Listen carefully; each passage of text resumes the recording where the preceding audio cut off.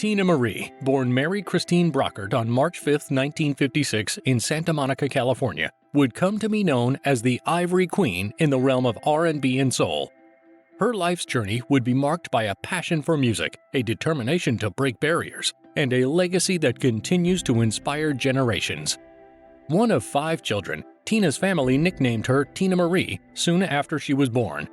Her innate talent was first noticed at 2 years old during a Sunday Mass service when she belted out the chorus of Harry Belafonte's Banana Boat Song.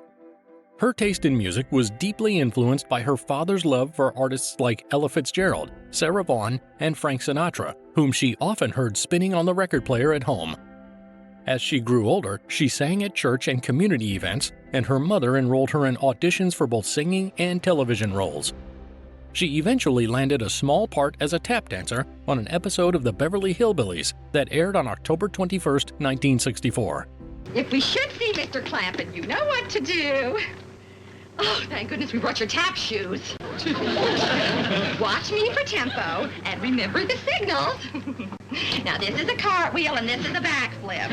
Oh, my baby's going to be the new Shirley Temple. When Teena was just 9 years old, her family relocated to Venice Beach. She soon found herself frequenting a vibrant section called Oakwood, where she seamlessly blended in. She honed her vocal skills and learned to play the piano, guitar, and congas, all while nurturing a deep love for soul music.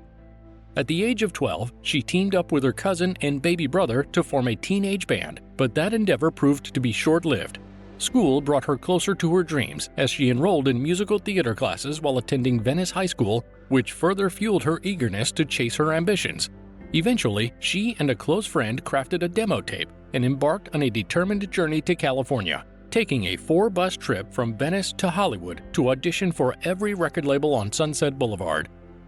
In 1975, fate seemed to align as Motown Records made its move from Detroit to Hollywood, and Teena crossed paths with producer Hal Davis, who promptly introduced her to the legendary Berry Gordy.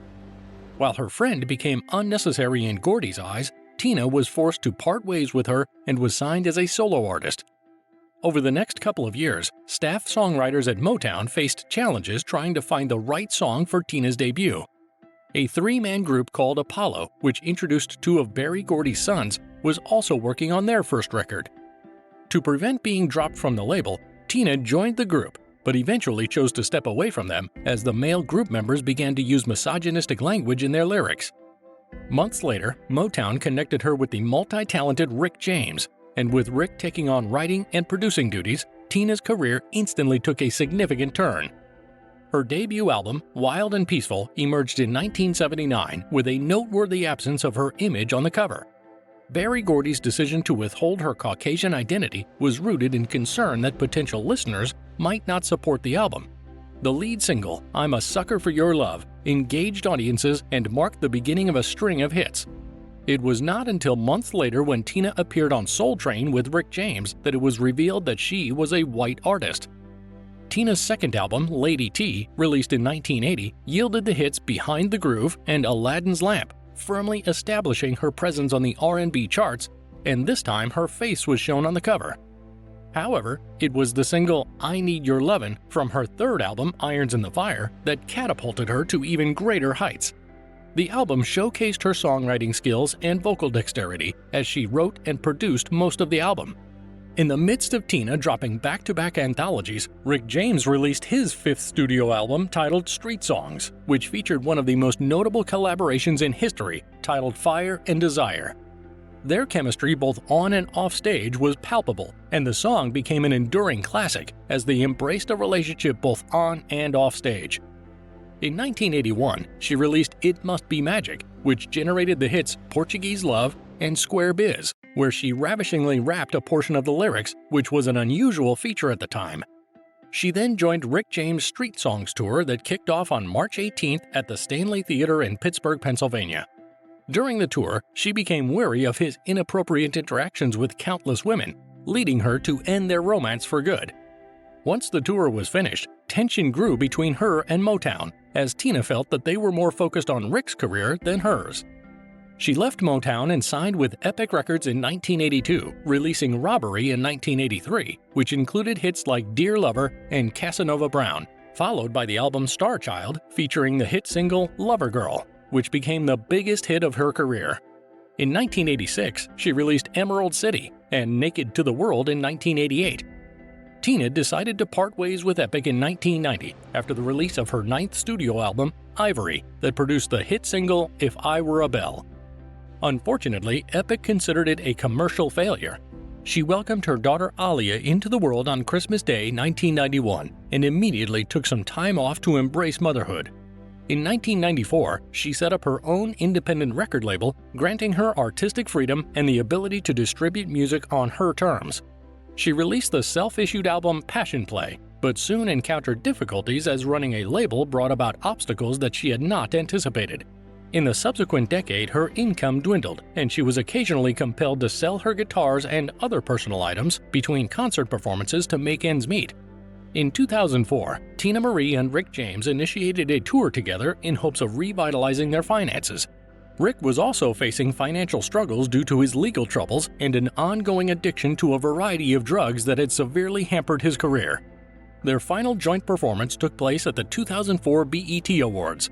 That same year, Teena released her first album in almost 10 years, titled La Doña, under the Cash Money label. This was followed by Sapphire and Congo Square, which featured several duets with her daughter. In 2009, she took to the spotlight at the 15th annual Essence Music Festival held in the Superdome in New Orleans, Louisiana. On December 26, 2010, Teena Marie was found deceased by her daughter in her Pasadena, California home around 3 p.m. She had not awakened from an afternoon nap. An autopsy yielded inconclusive results, and it was determined that she passed away from natural causes. A grand mal seizure had briefly caused her loss of consciousness a month before her death, but there was no indication of any unusual neurological events during her last sleep. Teena had developed seizures in 2004 when a large picture frame fell from a wall and struck her head while she was asleep in a hotel bed. This injury led to intermittent seizures for the duration of her life. Following her passing, she was cremated and her ashes were entrusted to her family.